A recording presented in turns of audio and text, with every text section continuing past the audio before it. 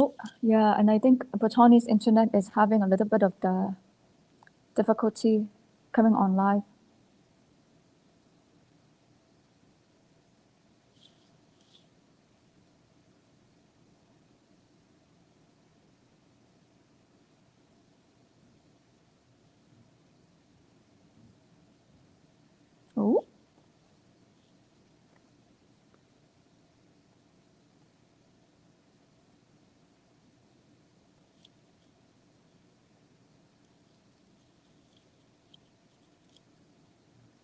Oh, Hi, Jessica, you are live now. oh, okay, great, thank you.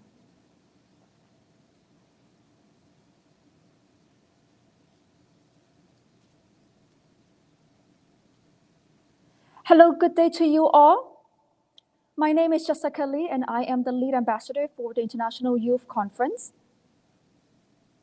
I am very glad today to convene on this panel discussion on youth actions and also how to amplify youth actions to serve, lead, and innovate.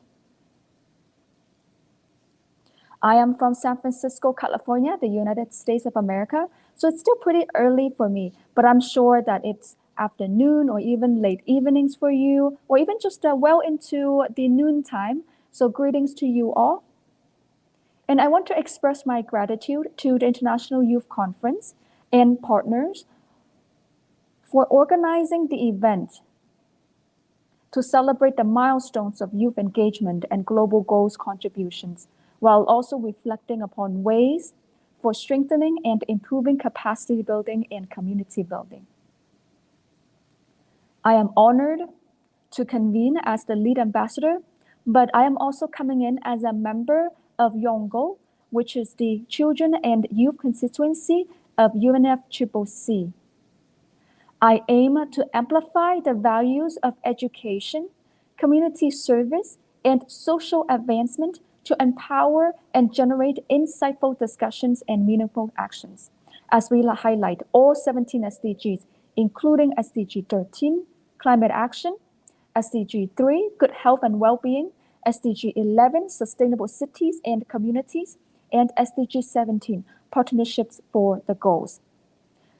SDG 4 is on quality education, which is really important in climate education and also ensuring quality education is equitably accessed by all members in society.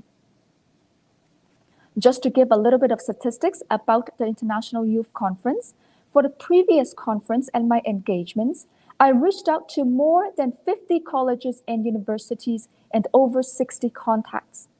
My availability to answer questions, be present at social calls and the conference, and plan and organize events contribute to a dynamic and insightful conference. With effective ambassadorship, the conference reached a number of viewers well over 500,000, and the number of registrants surpassed 10,000. The statistics indicated a highly successful conference with youth empowerment at its core globally.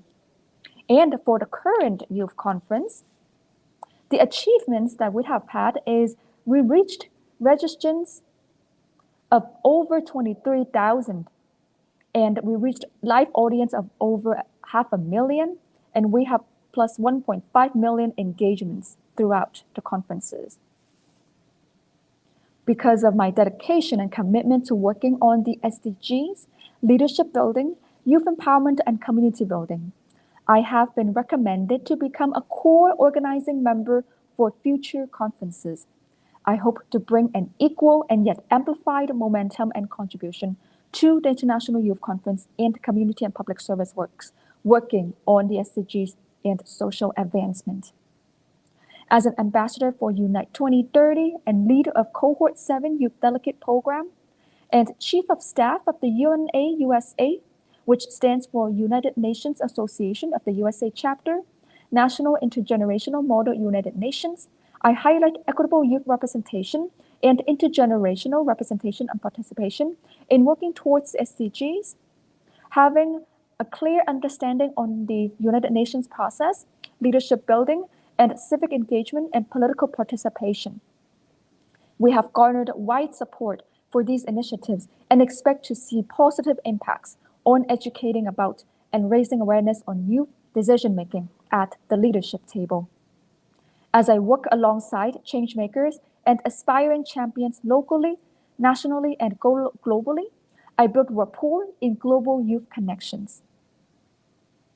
And just one connection that I made, for example, is I connected the International Youth Conference with the Unite 2030 Global Youth Community so that we can work together and find ways to collaborate and create synergy to amplify youth-led and youth-centered community building initiatives and missions and goals. As founder of the Climate Education Service Project, chair of Climate Reality Project Bay Area Chapter's Young Adults team, and a member of the city's Heat and Air Quality Resilience Project, I bring awareness to local community response regarding extreme heat and various climatic, environmental, and oceanic topics. I am organizing a webinar on extreme heat and public health. And currently, we are trying to think about more of the webinars. One of the webinars that I held related to extreme heat and public health, it was on July 16th. And it was a highly successful webinar because medical professionals, including physicians and also UCSF pediatricians, they were able to convene on the discussion. And the webinar aimed to explore community response initiatives, tips, and public health topics related to extreme heat temperature, ways to innovatively keep cool and maintain healthy living while minimizing emissions to the climate and environment, or highlights of the webinar. I hope to organize more of the webinars on this topic because in my local community, we are experiencing extreme heat, drought, wildfires and forest fires, and also earthquakes. And on the East Coast, we're experiencing natural hazards. And so it would be really great for us to raise awareness about the impacts that these natural hazards are having related to our local communities, regional communities, and also how it relates to the international communities. So community response is one that I am emphasizing. On September 17th, I also organized a cleanup event with local non-governmental organizations and community leaders to clean up a section of the neighborhood in San Francisco, California. A fundraising luncheon was also scheduled thereafter. Both events were received with great enthusiasm and accolades. I live in a metropolitan city, and the global pandemic has disrupted social livings and interactions. For youth and young adults, there are less active community engagements.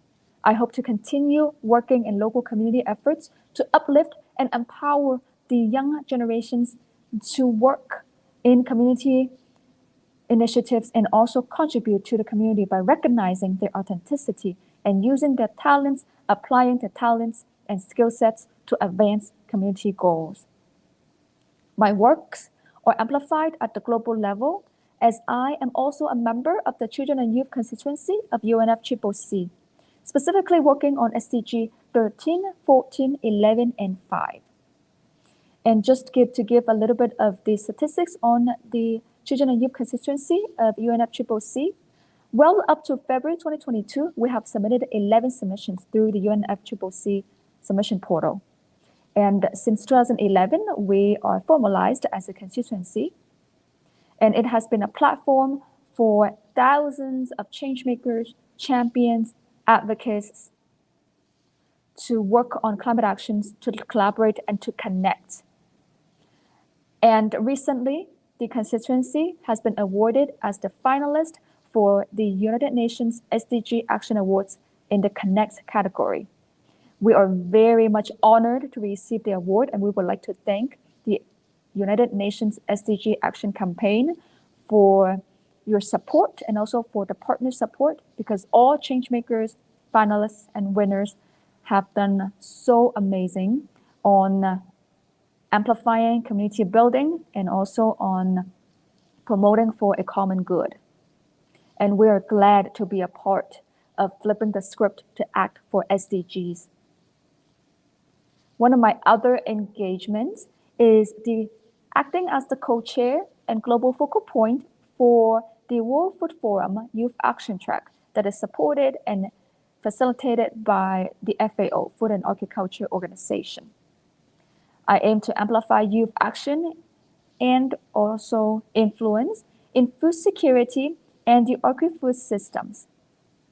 We are preparing for the flagship event held in Rome, Italy from October 17th to 21st and have gauged inputs through the youth survey, which we continue to receive responses. And just on the 28th of September 2022, we held the North America Regional Consultation with a foreword by the 11th UN Youth Observer. We're very glad that the regional consultation was concluded successfully with experts and insightful discussions throughout the conversation. And please stay tuned for the consultation report, which would be released and also underscored during the flagship event in Rome in October. During the 2022 UN Oceans Conference, alongside youth representatives, we greeted and met the FAO Director General and the Deputy Director General and their staff to discuss many pertinent topics, including food and food systems, science and scientific research, aquaculture and fisheries, dietary preferences and traceability, and agri-food systems. And all of these topics have been highlighted during the North America Regional Consultation, along with a discussion on the youth surveys and also on the top 5 priorities that we highlighted as a result of the compendium analysis. And as for me, myself, I am really glad that I get to engage in different fora across the different spectrums, for example, locally, regionally, and nationally. And I continue to work in endeavors working towards the SDGs, creating bonding and trust, as well as amplifying community enhancement, which are essential in maintaining cohesion, effective communication, and streamlined operations with an intergenerational approach. All of my works align with the missions and goals of the International Youth Conference, which is why I am so motivated to create strong support for the community, for the conference, and also for potential partnership throughout the years. And one unique approach is to explore cultural, familial, and community practices that can help to expand the capacity building and also expand the intercultural communication amongst all of us. Because as we live in the global community, and as we are still living in the midst of the global pandemic, our lives have been turned upside down. And now we are really trying to get back on track, but we cannot do this alone. We have to do this with our families, communities, neighbors, because as we, for example, are faced by a natural hazard, some of the residents, they may live or even work in communities that have been constantly affected by natural hazards. And how we are able to respond as a community together, as a support to each other, is really important in how we can recover better and more sustainably. We can discuss frameworks and projects that focus on all SDGs or just one or two SDGs, because one small step can lead a great way in achieving for the greater good. We also identify resources and tips on emergency and community response, as well as viable preparations in relations to an expected natural phenomenon impacts increase. And that I mean extreme heat increase, climate change has been impacting our communities, and also a famine, war, social disruptions, political instability. All of these we have to take into consideration when we live in the communities, and we are the support for each other. Which now brings me to the topic for today's panel discussion. And our purpose and mission is to, under the theme, to serve, lead, and innovate, we aim to amplify youth actions. And our Yongo's Reducing Inequality and Inclusion Rights Working Group proposed a panel discussion at the conference to highlight thematic topics related to inequality and inclusion rights. And how I come in as the speaker is going to shed light on some of the topics that we can explore how inequality and inclusion rights can affect and impact our social livings, our interactions. And here I would like to put a quote by the working groups. In a world which could be more inclusive and diverse, we encourage to change the narrative for an inclusive, diverse world where no one is excluded from climate change and the climate crisis as we join the mission for justice.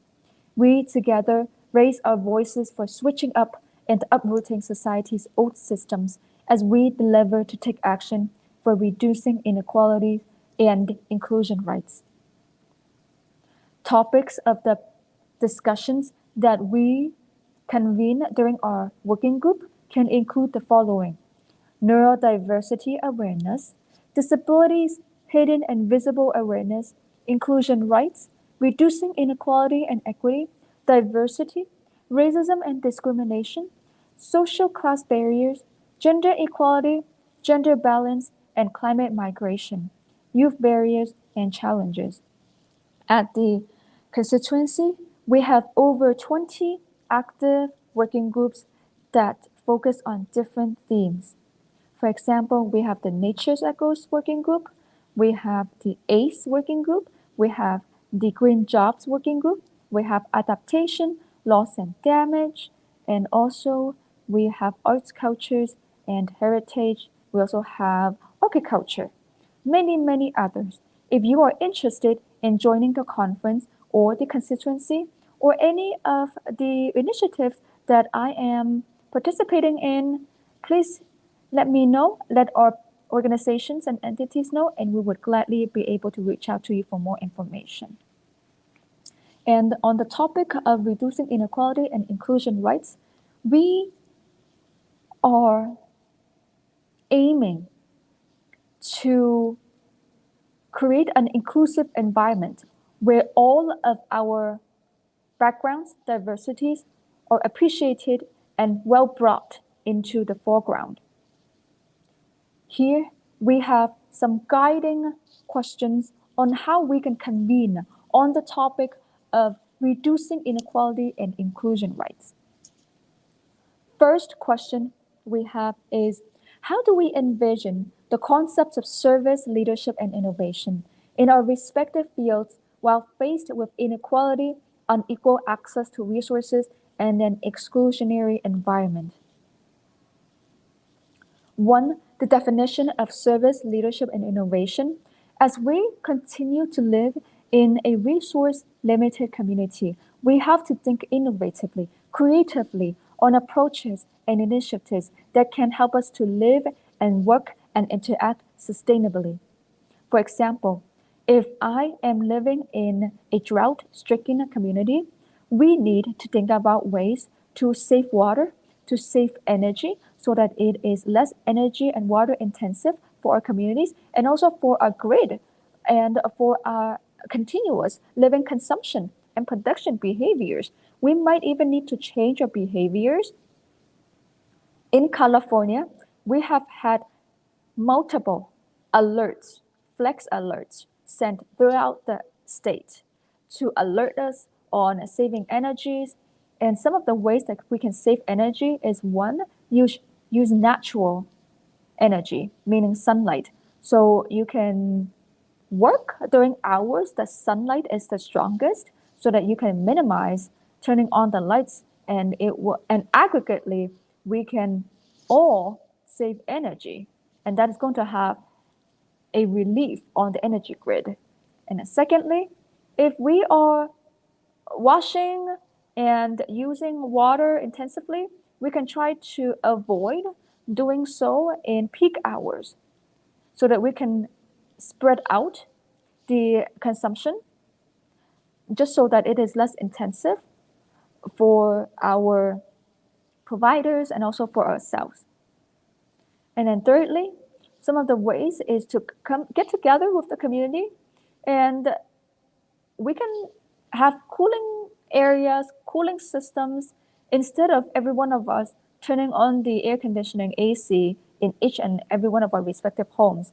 Provided that we meet the healthcare and also the health protocols, we can all gather in one spaced out and safe environment where we can all work under a cool environment. And this has been proven to be effective in other communities when people are actually gathered in places that have strong cooling systems that are sustainable and also that are less energy intensive. And as youth, we have much more work to do because we are the current leaders and we are the future leaders. We need to shape how we want our well being, how we want our community to be, provided that we are working towards a common good and towards a common goal. And this is what I call service, leadership, and innovation. As for me, myself, I work in the local community. I also mentor youth, especially high school students, on how they can better write their resumes, cover letters, and just to give them guidance on how they will be able to successfully create and map a roadmap that works best for them, because each and every one of them has talent, and it is us, the mentors, that need to guide them, that need to lead them in a way that they can shine best and that they can turn weaknesses into strengths and strengthen their strengths and also make them a more well-rounded candidate. Especially when we see more competition in the job force, in the workforce, in schools, in the community, we need to have an amplified focus on education and also on community civics participation. And this is why for youth and young adults, it would be great for us to work at a younger age and being able to get exposed to an inclusive environment where there is intercultural communication.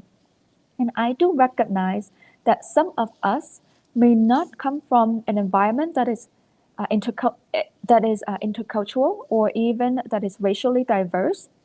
And that is not a problem because our environment shapes how we behave, how we communicate, how we engage with others, as long as we have the mindset, we have an open mind to communicate with others, even when they have a different religion, even when they have a speak a different language, even when they have different majors, different disciplines than us, different concentrations of focus, that we need to learn how to adapt and also co-create the community with the different people that we see and also the people who have different backgrounds.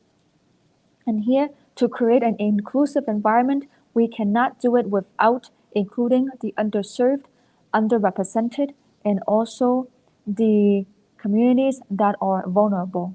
We need to include them because we are living in environments when all of our perspectives count. And we need to learn from them just so that we know their stance and also from their engagement with us, we're able to create a community plan, for example, an action plan that works best for all of the communities. We might not able to benefit everyone with the community plans or action plans, but what we are able to do is at least we are able to create that platform for all participants to convene and to civically engage with their public officials, with their ambassadors, community ambassadors, and even amongst themselves. That's why in the community that I have, we have block parties, we have street parties, we have neighborhood celebrations, we have cultural and also religious celebrations throughout the whole years because we understand how important diversity is to our community. I live in a very metropolitan city, and it is amazing how we have different foods in the community and we speak different languages, and many of us are multilingual. Multilingualism is going to be an asset to the communities. If we use it right, if we apply it right, we are going to elevate and uplift the community because one, we are easing communication. Secondly, we are lessening the cost because instead of hiring a an individual that may come from different parts of the world. We may even need to take into account of their work schedules. We have somebody that is local and the person can speak the same language and can translate.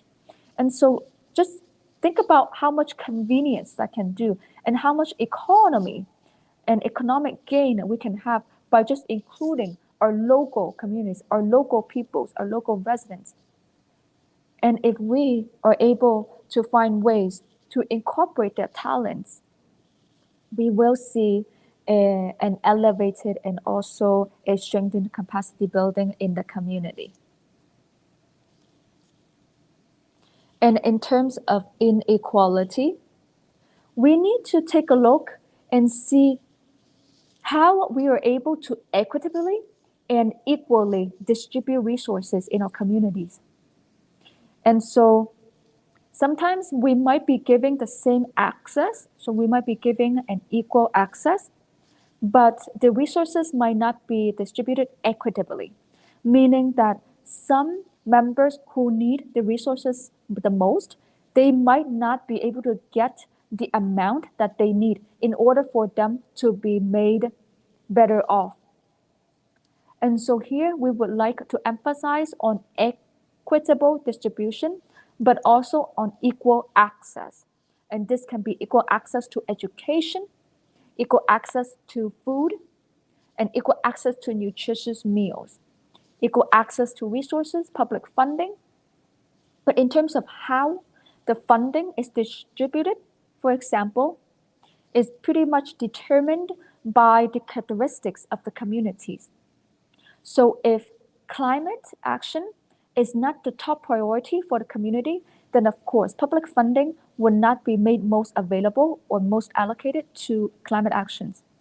But if it were, then climate actions would be the top priority and you would see ample resources going to increasing climate actions, increasing sustainable ways of living.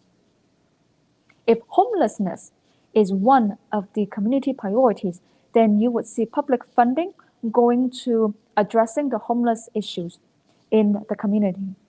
Transit systems.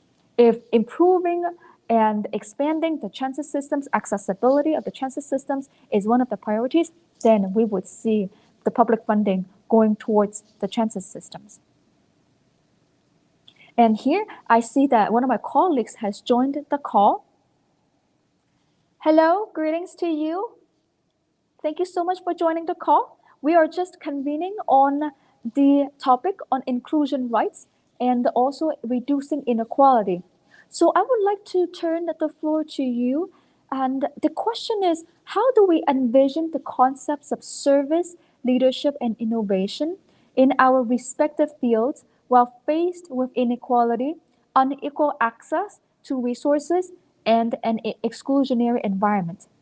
I am very much interested in seeing if you have any insights or perspectives.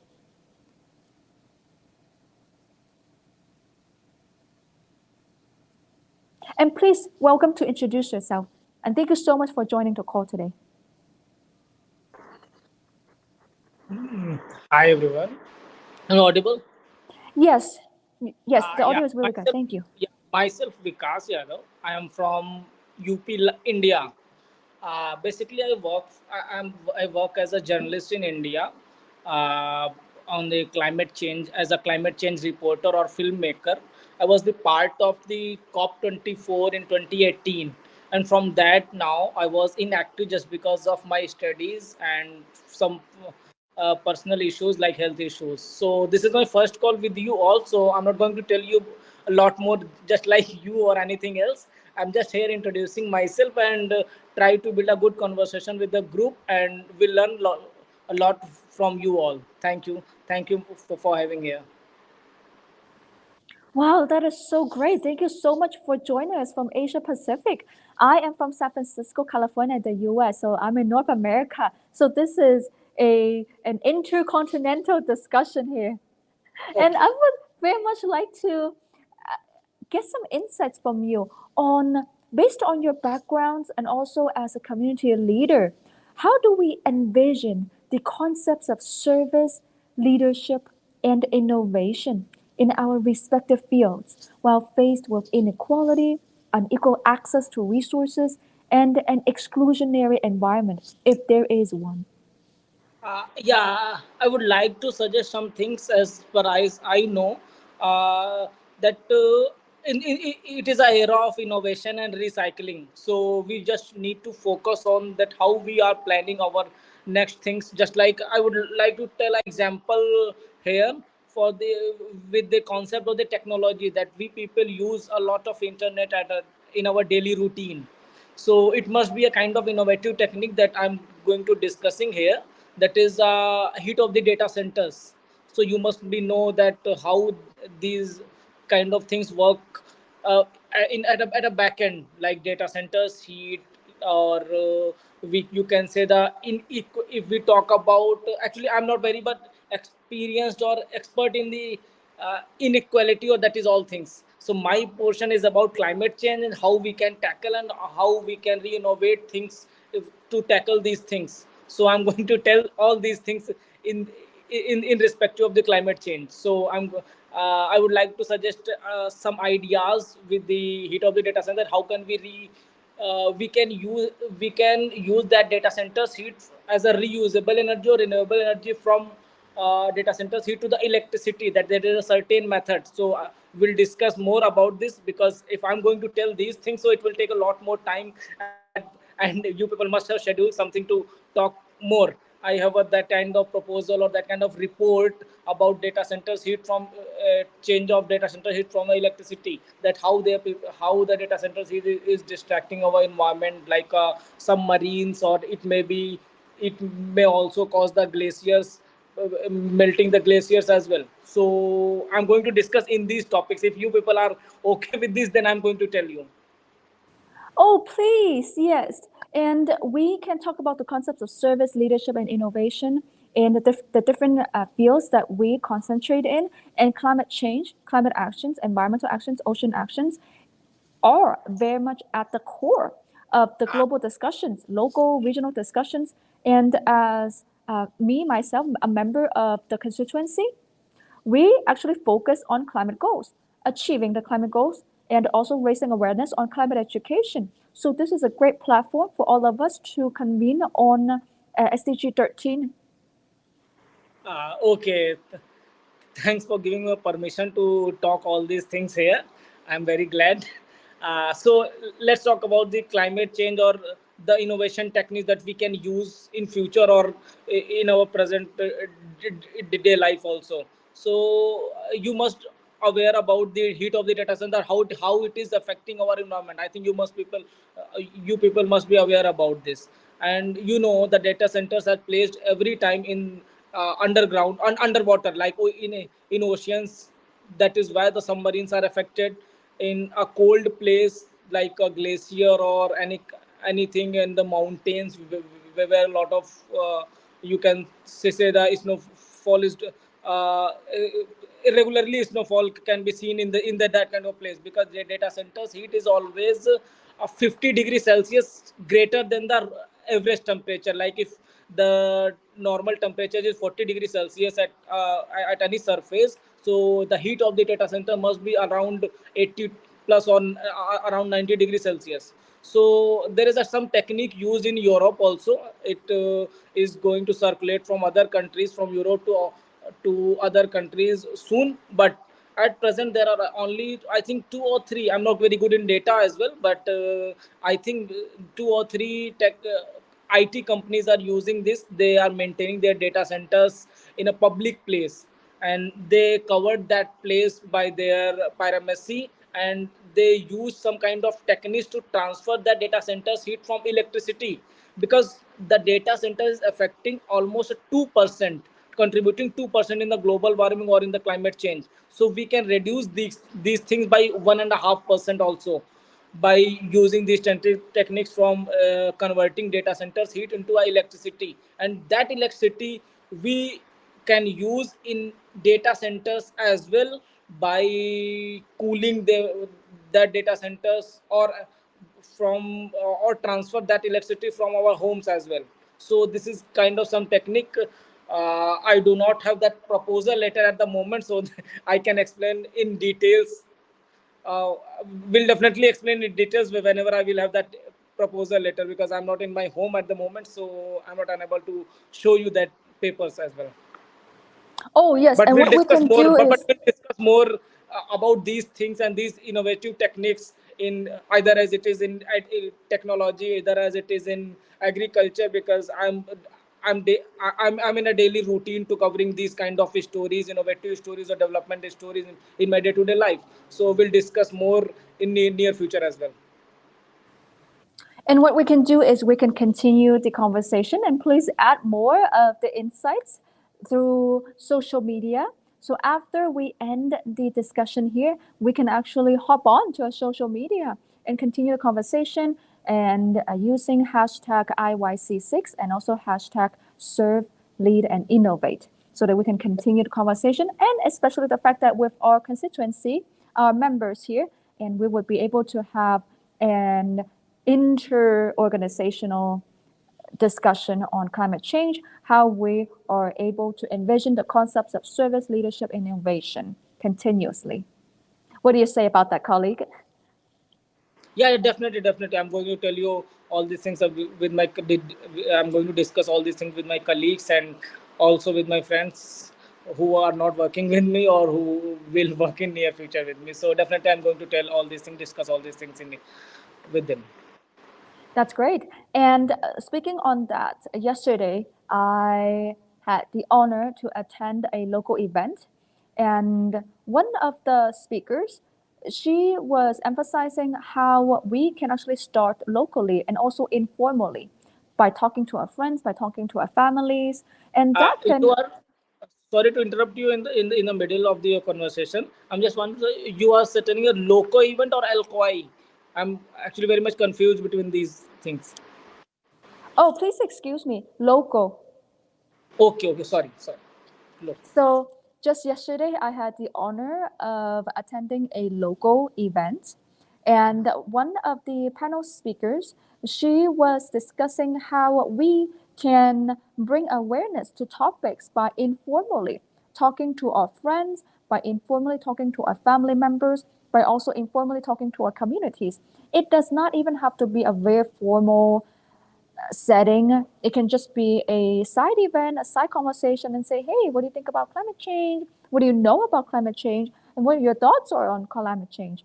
I A would lot of like to add times, some things. I would yeah. like to add some things about the communication of the climate change. That during my studies, we people were working with some local organizations in India. So we were trying to build a climate education at a rural level, like in a primary schools in India.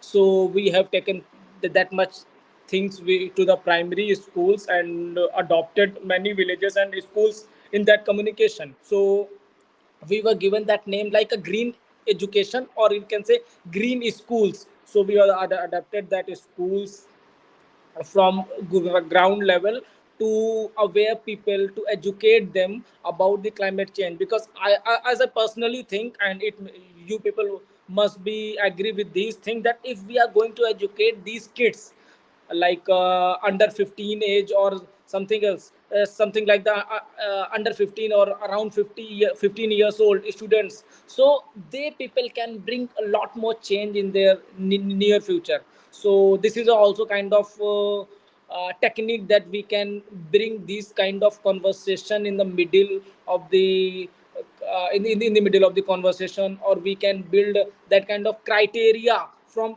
rural level to urban, or to urban level in a at ground level in a primary schools, or you can say the because as I know there is a zeal to students who are under 15 or around these years. They people learn in a good way. There can be they people can learn fastly rather if we compare to the elder one, or if we compare to the older one.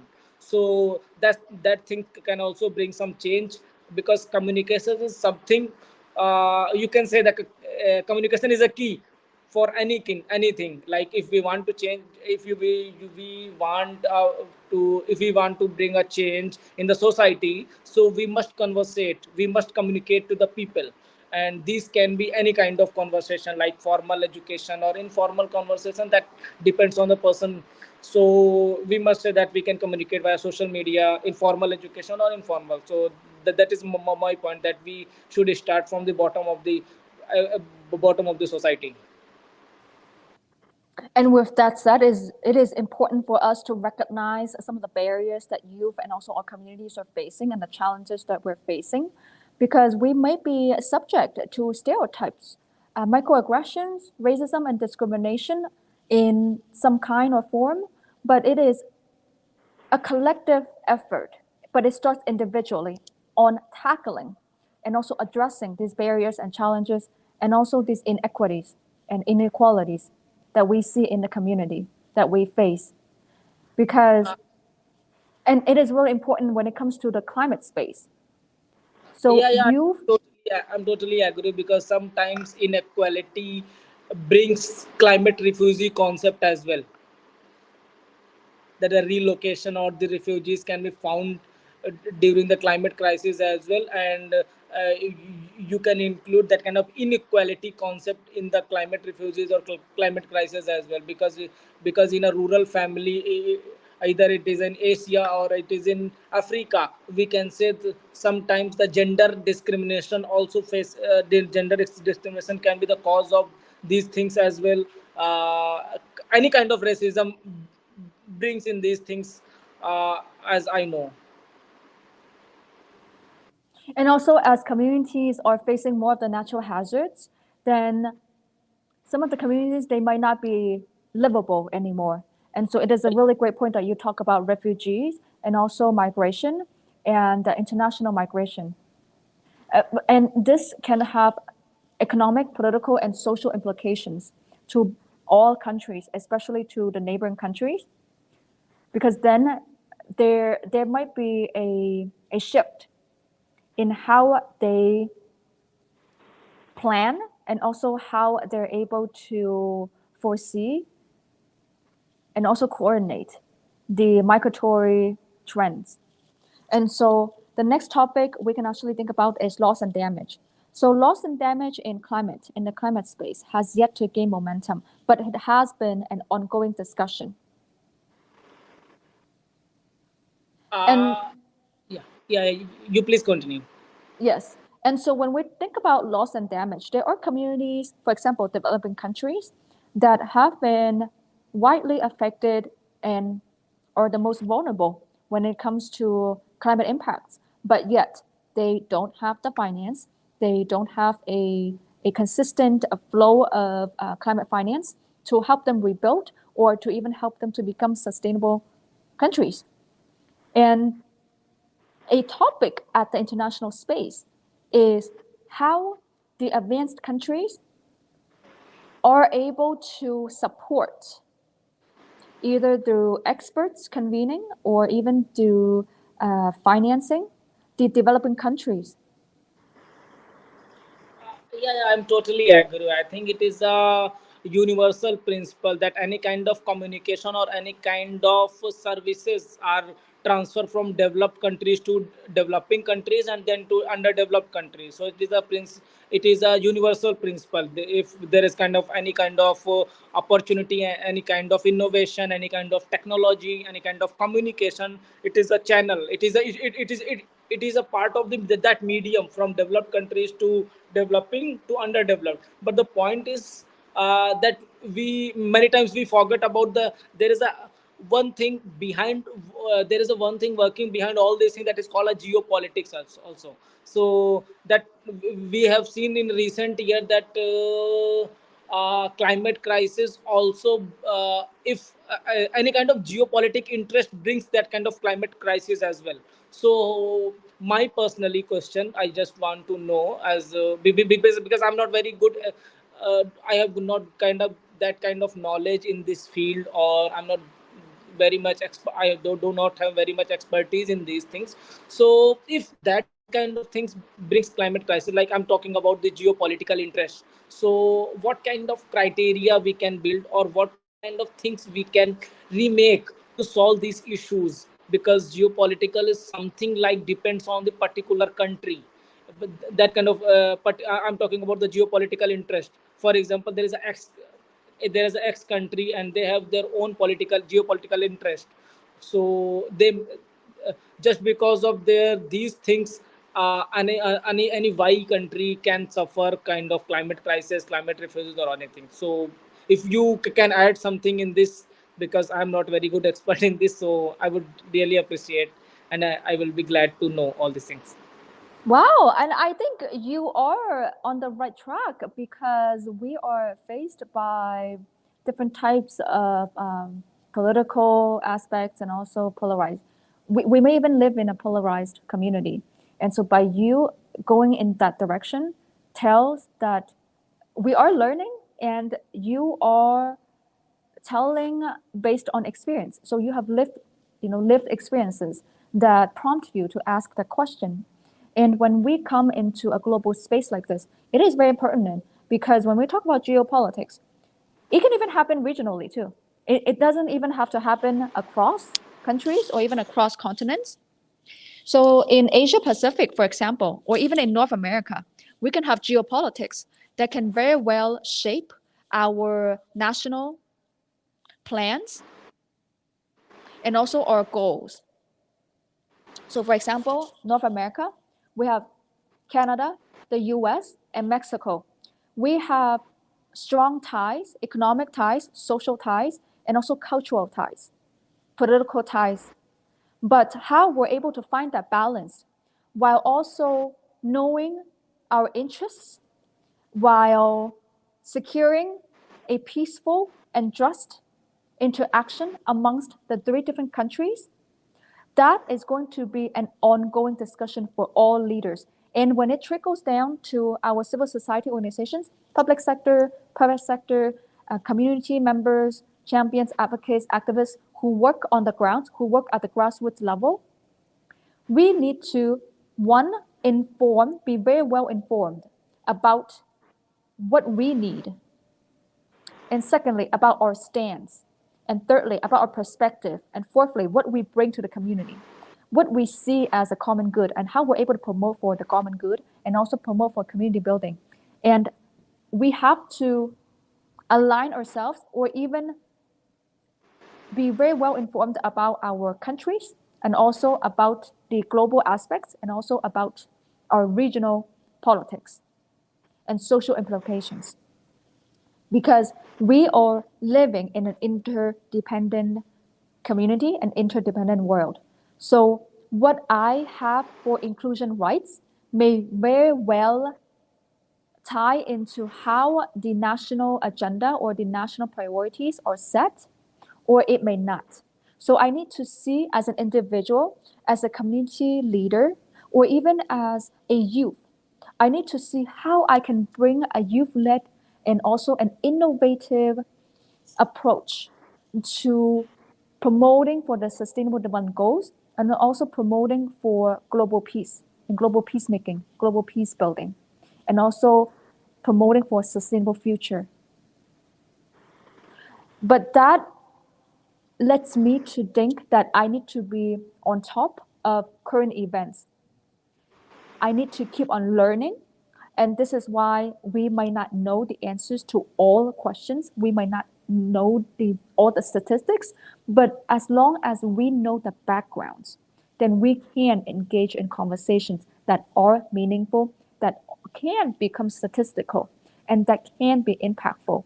And this is why grassroots initiatives and also an inclusive environment for youth and also for all peoples, including the people who are disabled. If we can create that environment and if we can create the equitable and participatory participation in that space, then we are one step closer to achieving the global goals of standing in solidarity, of expanding community building, and of leaving to a better world and also for a more sustainable future. Yeah, I'm totally agree with you, and thanks for letting me all these things because you have given us such a brief idea about the geopolitical aspects working behind their personal interest and personal goals as well. So definitely, it will going to help me, and you have bring some knowledge to me also. Thanks a lot.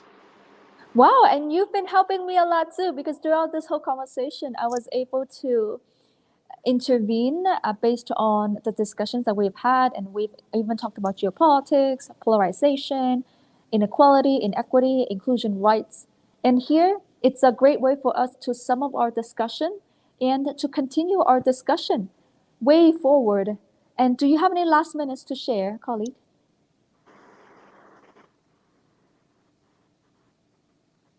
And any last comments and inputs? Yeah. I will just want to conclude my conversation here because someone has already messaged. I think it's Priyanka has said that only 10 more minutes are left for us. So this is the thing that I'm going to tell you that we just need to focus on the history that whatever had happened in the past because all these things are always happens at a repetitive mode, so we just need to focus on these kind of things and need to also discuss the public policy and a public platform, not only in that kind of AC rooms or some delegates are come at a AC room and they will discuss about the public policy, and the people will bring the people claim that they will bring change by these kind of policies, but I think we must be aware about the local issues and the grassroots level work also. The we people must include the voice of the local people. I must say that the every voice is mandatory or every voice is important, and if in the aspect of the climate change, because everyone is a part of this and everyone is going through the in this era of climate crisis. So as I said that every voice matters.